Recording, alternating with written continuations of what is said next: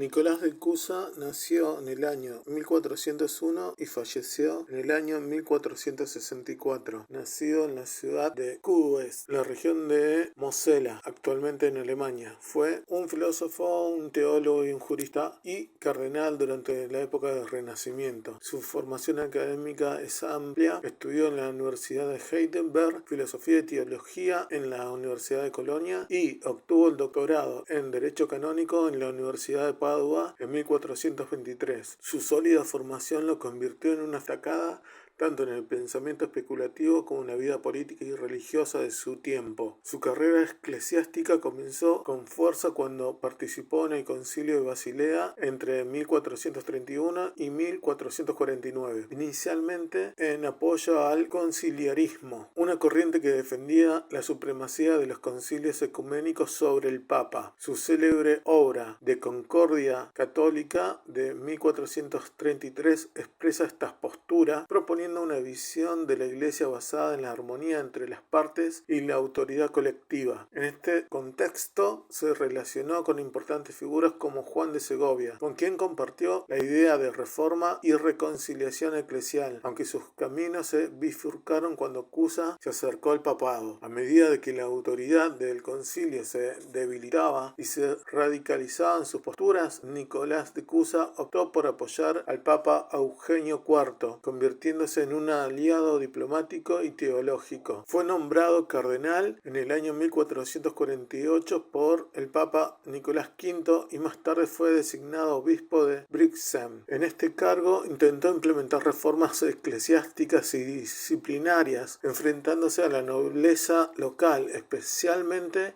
al duque Segismundo de Austria. Debido a estas tensiones, fue arrestado brevemente en el año 1460, acusado de abusar de su autoridad episcopal, aunque fue liberado por la intervención papal y reivindicado posteriormente. En su papel como legado papal de Alemania, Nicolás de Cusa promovió la actividad de la unidad de la Iglesia, intentando reconciliar diversas religiones, como los benedictinos y los agustinos, y combatir el cisma provocado por los husitas en la región de Bohemia. También intervino durante la Guerra de los 10 años, abogando por una solución política que mantuviera la autoridad eclesial. Más allá de su actividad política y teológica, fue un pensador original. En su obra, La docta ignorancia sostiene que Dios es incognoscible en su infinitud y que el conocimiento humano solo avanza al reconocer sus propios límites.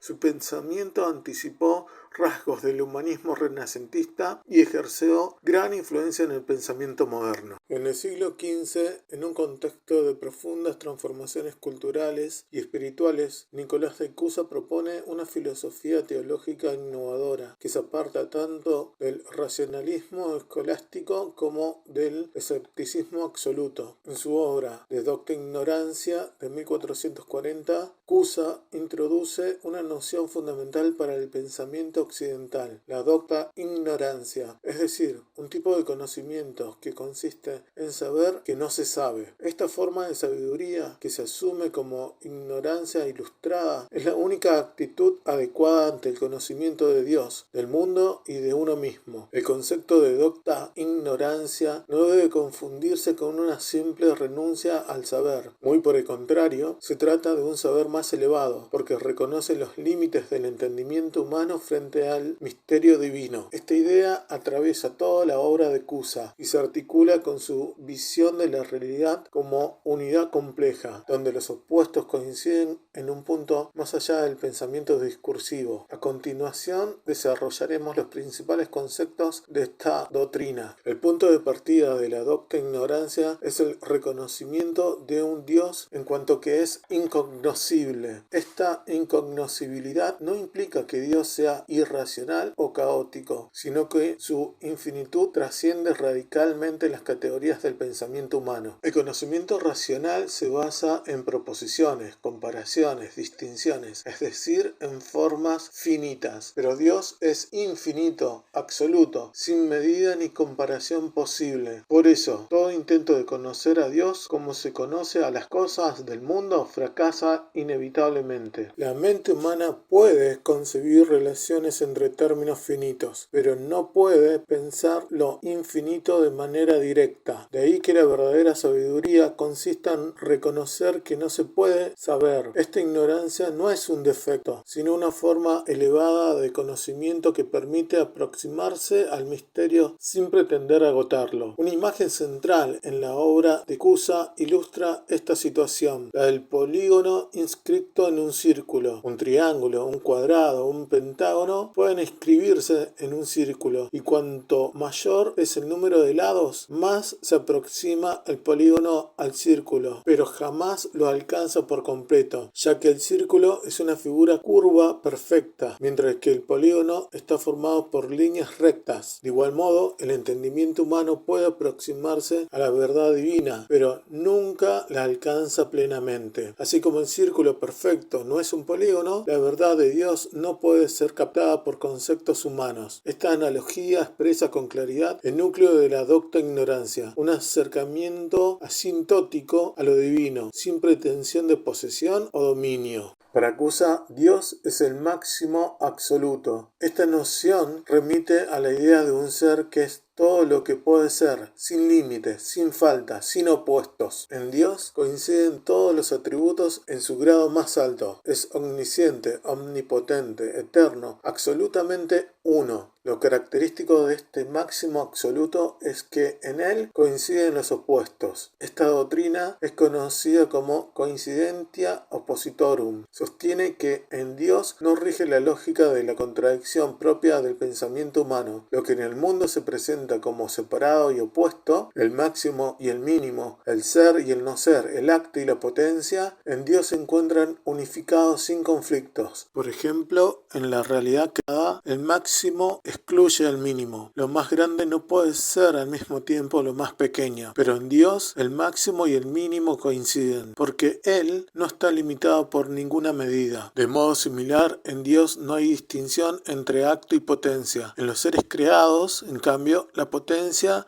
es la capacidad de llegar a ser, mientras que el acto es la realización de esa capacidad. Pero en Dios todo es acto pleno y al mismo tiempo toda posibilidad está en Él. Esta identidad de los opuestos no puede ser comprendida racionalmente, sino solo intuida en un acto de fe. La docta ignorancia es la única vía adecuada para reconocer este misterio sin reducirlo a una fórmula lógica. Frente al máximo absoluto, Nicolás de Cusa introduce la noción de máximo contraído. Esta categoría le permite explicar cómo el absoluto puede estar presente en la realidad sin dejar de ser trascendente. El universo creado es una forma contraída del ser divino. Es una unidad múltiple, una totalidad que expresa la infinitud de Dios de un modo limitado. La contracción no implica degradación o imperfección en sentido negativo, sino limitación necesaria para la existencia de lo finito. El universo es, por tanto, la unidad del ser en pluralidad. Cada cosa existente participa del ser, pero de manera limitada y particular. En esta perspectiva, el mundo no es algo radicalmente distinto de Dios, como si existieran dos realidades separadas, sino que está en Dios, y Dios está en él, aunque no como parte, sino como fundamento. Esta concepción evita tanto el panteísmo, que identifica a Dios con el mundo, como el dualismo, que los separa radicalmente. En su lugar, Cusa propone una ontología de la participación. Todo lo que es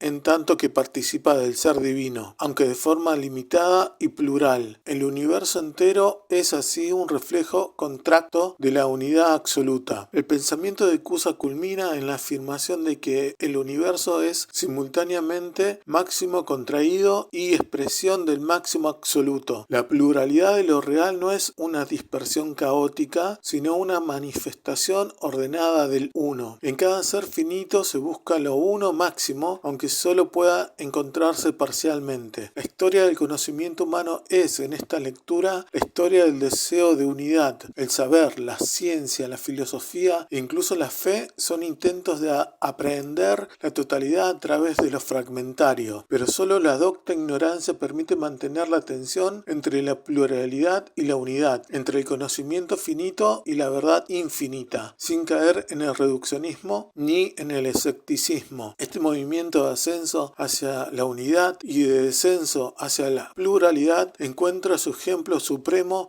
en un solo caso, en Jesucristo. Para Cusa, Cristo es la única instancia en la que lo singular coincide con lo absoluto. Jesús es Dios hecho carne, el máximo absoluto contraído en la naturaleza humana. En Jesús se resuelve la paradoja de la coincidencia de los opuestos, porque en su persona se unen sin contradicción lo finito y lo infinito, lo eterno y lo temporal, lo humano y lo divino. Cristo es, por tanto, el punto de intersección entre el mundo y Dios, el ejemplo máximo de cómo lo absoluto puede hacerse presente en lo relativo sin perder su esencia. En él, la docta ignorancia se convierte en contemplación amorosa del misterio, más allá de todo saber discursivo. La docta ignorancia de Nicolás de Cusa no es una renuncia al saber, sino una forma superior de conocimiento que reconoce los límites del pensamiento humano en la infinitud de Dios. A través de la analogía del polígono y el círculo, de la doctrina del máximo absoluto y del mínimo contraído y de la síntesis teológica en la figura de Cristo, Cusa construye una metafísica compleja y profundamente espiritual. En el mundo actual, atravesado por la fragmentación del saber, el mensaje de Cusa conserva su vigencia. Solo quien sabe que no sabe está en camino hacia la verdad.